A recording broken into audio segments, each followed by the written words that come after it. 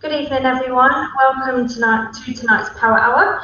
I am Jenny, a sport therapist in the Hatfield and St Albans clinics, and joining me is two amazing osteopaths, Maud and Sophie.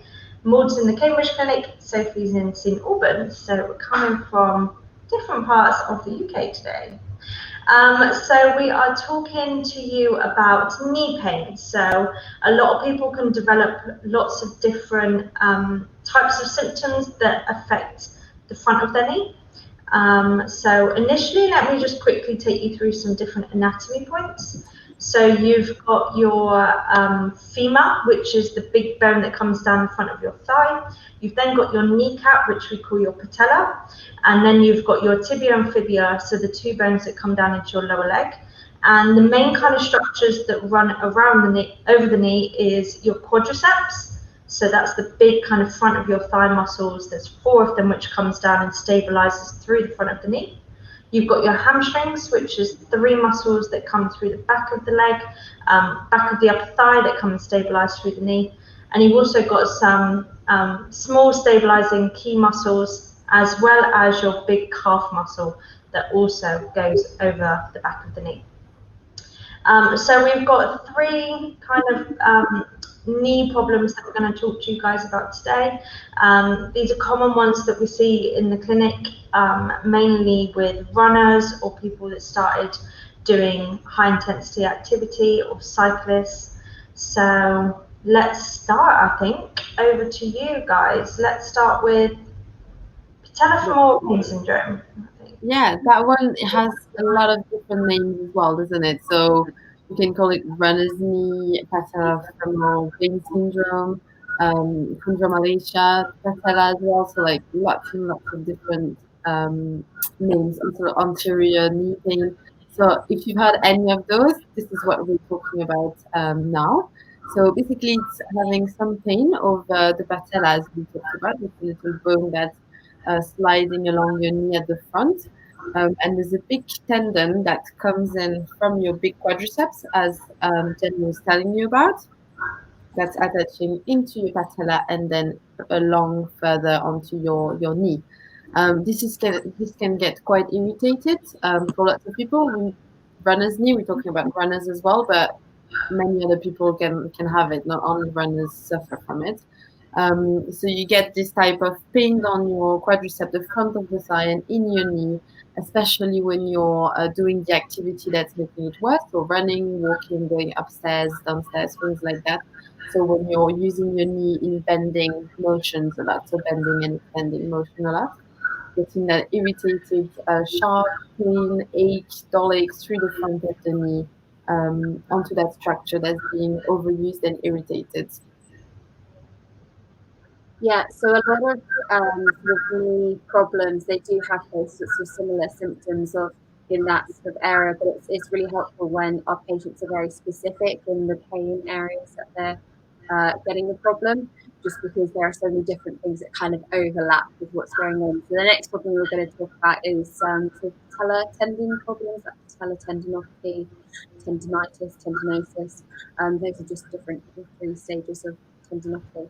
And again, you get the aching pain, that pulling pain, that it kind of stops you from running. It can be a bit sharp, and that's into the very front of your knee. So you've got your kneecap, and just underneath it, you can get a pain just there, or you can feel pain underneath your kneecap sometimes. And this can happen for a variety of reasons. It can just be an injury, so you've actually injured the area, or overuse. So if you are, say, very, very active, then you can damage that one.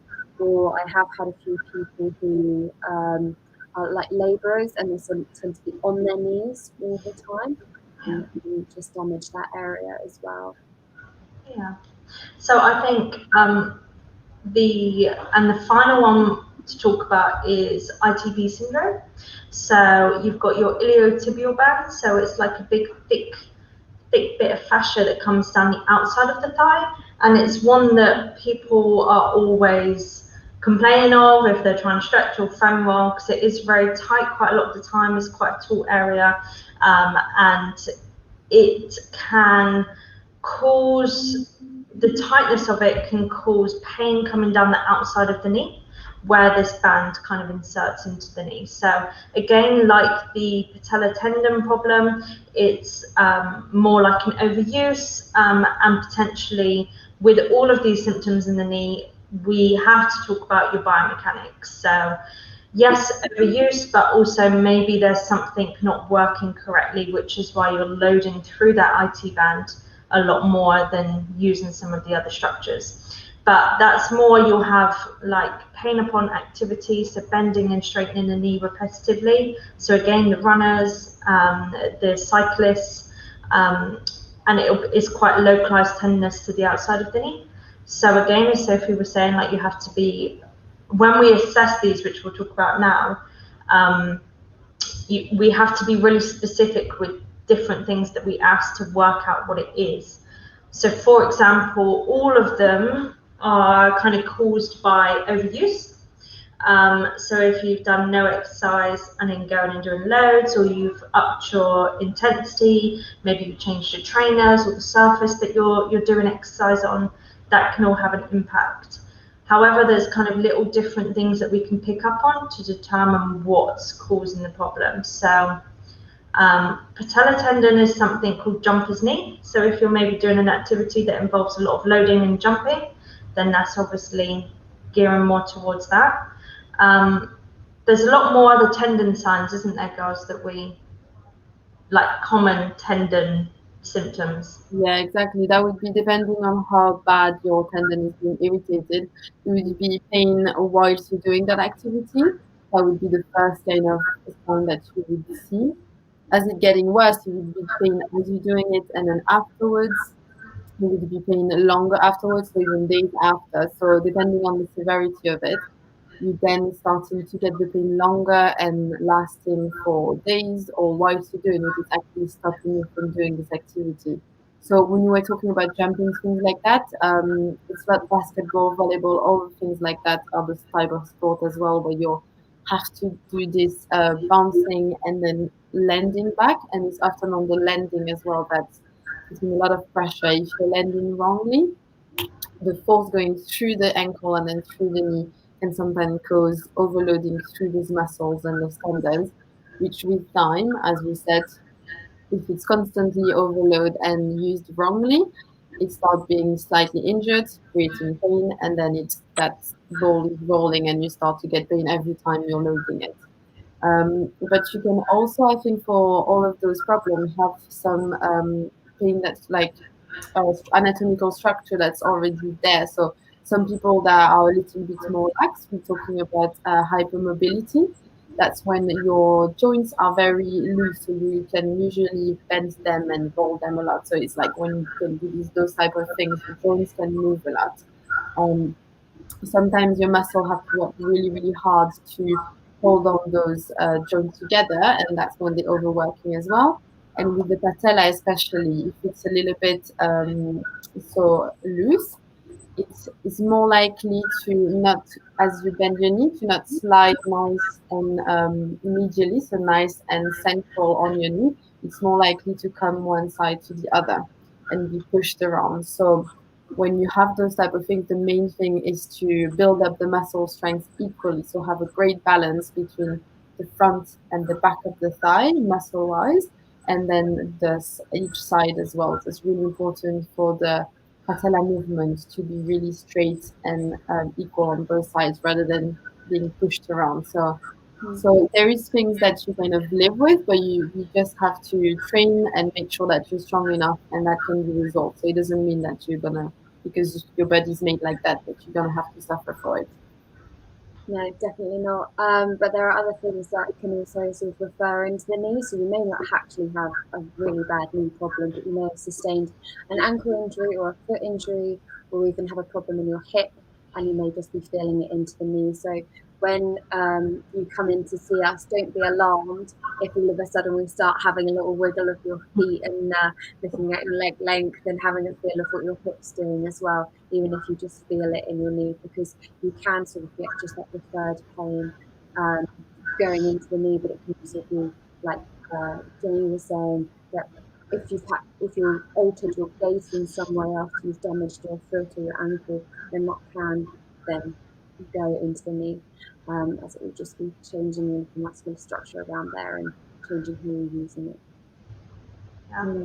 So I think one of the biggest, I think patellar tendinopathy and ITB is definitely common knee problems, particularly in kind of runners, cyclists, those who are training. But patellofemoral pain syndrome, I find, is not always associated with exercise. It can just be because of like your biomechanics, as we keep talking about. So I know a lot of people that maybe don't do activity or exercise, and they get knee pain when doing kind of things like walking up and down the stairs for a long period, or even like using the clutch in the car. And a lot of people ask me, why is it always women usually that suffer a bit more with this kind of thing? Like, Sophie, is there any kind of education out there about why women get it more? So it can be for a variety of reasons. You've got to look at women do tend to suffer a lot more strong biomechanical problems, and it can do with the hormones that are in our bodies, whether or not they've been pregnant and if they have laxity in their system. Women tend to be a little bit more sort of on the flexible side, tend to get a little more of that hypermobility. I don't know if there are any studies out there that have been done specifically for that. Do you know more? If there are any studies? They just talk about the angle of the hips with women. So women tend to have a bit wider hips, which then, as the femur comes down into the knee, it comes a bit more at an angle. As soon as you get that angle, as it comes down, it's going to create a pull on the patella, and the patella is going to have to slide a bit differently. So in that sense, with that angle, depending on how wide it is, you can get more knee pain with time. So women that have usually wider angles as their femur comes down tends to get a bit more knee pain. I'm not sure how. I think there's definitely some research on it, but I think there's things to do to counteract exactly as I said. It's about strengthening muscles and biomechanics and just working with it and make sure that you don't have any imbalance to work that out. Yeah, I would be looking for them. Yeah, so I think that leads into like assessment stuff. So we're quite specific in questions that we ask you to work out what kind of area, what kind of injury it could be. We're very, very specific with how we palpate around the area. Because of the biomechanical things, we do a lot of different muscle testing to see if there's weakness or too tight. And as Morg was saying, that can kind of pull the kneecap in different directions and cause some of these symptoms. But also gait scanning is probably one to do, and that looks at kind of all of your biomechanics up through your feet. So looking to see if maybe we're talking about with women potentially having the wider hips causing the problem, but it can also be coming from poor biomechanics from the feet and coming up, which usually I find in men, so like the flat feet or things like that. Yeah, overpronation of the foot. So as it claps a bit inwards, it then creates a twist through the lower leg, which as it comes to the knee, creates a twist to the knee and goes all the way up to your hip as well. So this is all thing we're looking out for. And actually, I've found that for patellofemoral pain syndrome, some people just find that it's after sitting for long periods of time and things like that, because they keep in that bending position of the knee, which puts pressure and tension through the tendon and through the patella just as it sits there. And so this repeated just bending, sometimes as they stand up and as you said, going up the stairs, they really aching and start feeling it. So definitely feet mechanic, looking at the hips. What else do we look at? Mobility of the knee. So you can find there's restrictions. You can find it's going to be painful now every time you're bending your knee. So we're going to assess all of the movement through that, and we're going to assess tightness of muscles as well. So you're probably going to find some tender points through the muscles, and you're going to swear just a little bit, but it's important for us to work through those as well. Yeah. there's a lot of different special tests that we can do as well, so that they might look a little bit weird or seem a bit weird, and they've all got funky names, but they're really specific tests to just test a specific problem. So if you have like a patella tendon problem or an ITB problem, there would actually be something that we'll do, and we might get you to go into a bit of a weird sort of position on the plinth, and we might do a little bit of a different thing, but that is just so basically we can rule out or say, oh yes, okay, this is it, this is what you've tested positive for, so that we can be really accurate with our diagnoses as well. And obviously, if we can't even find anything wrong, then we may refer out for something like a scan. Sometimes we need to have a little ultrasound to see what the ligaments and the musculature is doing around that area. But sometimes you may need to go for an MRI to see if there's anything actually going on inside the knee. Yeah, great. So I think that kind of moves on quite easily into the treatment. So I think we've kind of given you clues as to how we would treat this. Biomechanic stuff, obviously, maybe insoles or doing strength exercises to correct different imbalances. I find quite a lot of the time, particularly with patellofemoral pain syndrome, we need to strengthen the quads and the inside of the quads in particular. Anything that you guys usually do?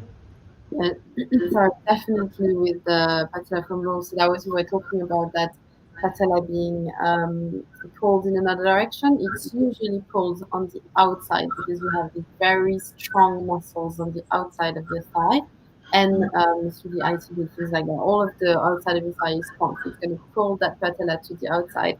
So you need to strengthen the inside of the thigh, and then your adductors as well. And another thing as well, I find that with the jumpers knees, so the ones when it's more the patella tendon, so that's just below your patella, so under your knee.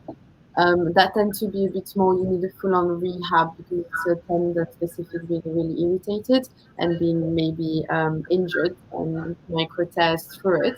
So you want to have a program of stages of rehabilitation to make sure that you're rehab it really nice and fully, rather than do a couple of exercises and then go back on it and having this cycle repeated every time you're increasing your load in your sports. So Jenny, I think you do a lot of that rehab type things, don't you? Yeah, so it has to be very structured. So initially it would be releasing any tightness. So maybe I'll provide some massage to the tight structures. We do a lot of stretching, a lot of release. And then when things have kind of settled down a bit, the pain levels have subsided slightly, we then start a strength program. So for the majority of that is quad strengthening. I think I'm just having a look. Yeah, through all three of them are quad strengthening quite a lot. But obviously, again, it has to be tailored towards what we found in the assessment. So it'll be maybe strengthening a particular area and stretching another area, so that we're kind of getting the balance correct. But with your patella tendon, it's more about trying to do strength work when the tendon is getting longer, so that we're not aggravating it. These are called eccentrics. And then we kind of work on to doing a lot more what we class as plyometric exercises. So a lot more kind of impact work, jumping, hopping, and that will obviously get the tendon happy with the load that you're going to do on it, and therefore you can go back to doing your running or your volleyball kind of pain free. Yeah, you tailor your rehab through the sports that they do in your to which activity they want to go back to, isn't it? It's very specific, which is nice and tailored. So I think that's great. Definitely. And I think another good treatment, I think this is Sophie loves it. Do you do a lot of taping for these kind of problems? Oh yeah, definitely. People really love taping on the knee as well, but it gives you that added support, and people just find that it's so helpful when they want to, if they're really into their fitness and they can do some exercise without causing any permanent damage and without, ridiculous amounts of pain, then you definitely want to try and tape it up, give them that support, and they find it makes a real change and it benefits them a lot. And people love it, and they come in and they go, just do the taping stuff. Yeah. For the ITB stuff, you can do a lot of needling through the IT band itself, which is not comfortable.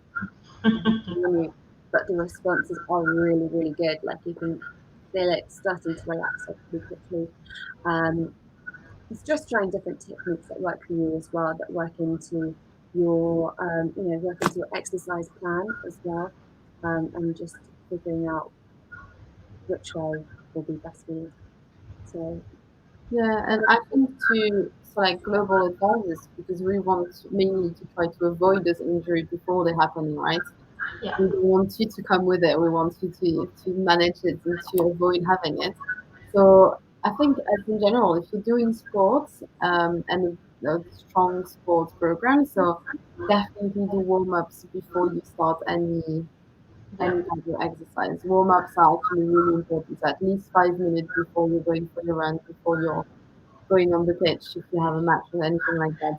And you want to do moving stretches and moving hips, getting the blood flow in the muscles, getting the blood flow through the joints, getting everything warmed up. So it's a lot of hip opening, knees bendings. You can start with a couple of squats before you start, just really, really warming up all of those lower limb joints. Don't forget the upper limb, but definitely if you were scared of like knee pain, lower limb definitely. You go in lunges and 5 minutes, just a bit of jumping jacks to get the blood flowing. You need to get your heart rate just slightly elevated as well before you start your workout, and that's gonna help with further injury afterwards. It's gonna stop it from being injured. So that's a great thing to do before a workout, isn't it?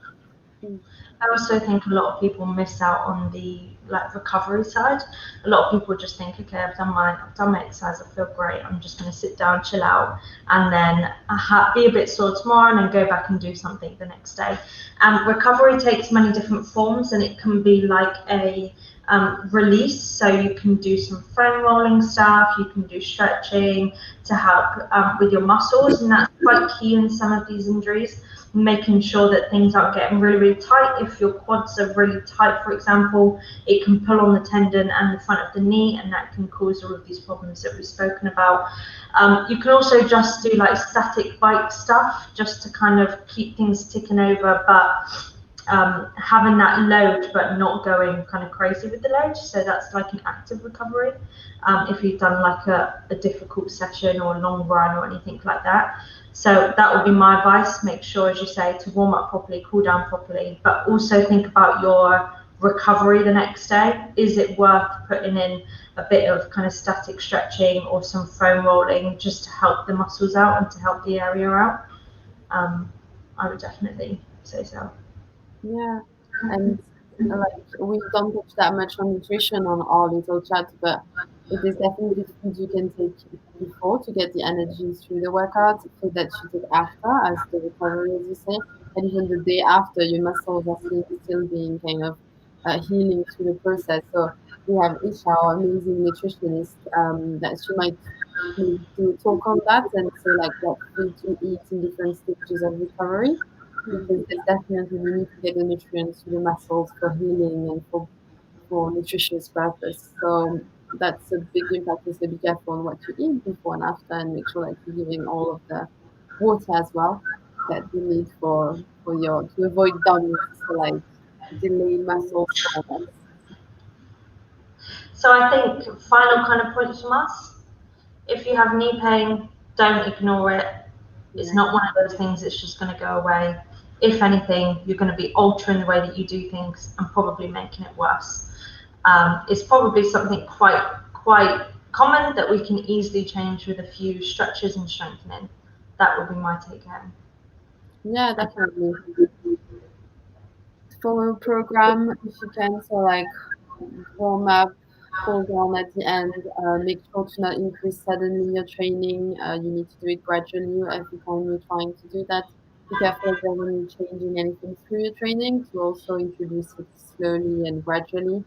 And then if you have any questions, just comment down below and we'll make sure to answer it as quick as we can.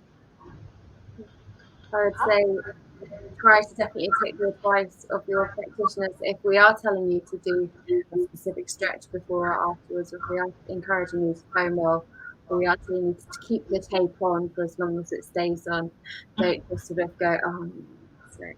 It's because knee problems do have a tendency to get worse, and that's just not what we want. We don't want it for you, but we don't also want it for us, because we put in a lot of effort to try and get you to a really good stage in your recovery, and it is easy to sort of go back on that. So just make sure that you're staying on schedule, as it were.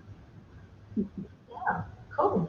Perfect. So I think, as Maud said, any kind of further questions, anything that you maybe want to understand a bit more, or you think this is really kind of hit home to you and you need to come and see one of us, then comment below or head to our website, www.perfectbalanceclinic.com, and we can get you in touch with the right people. Have a good evening. See you, everyone.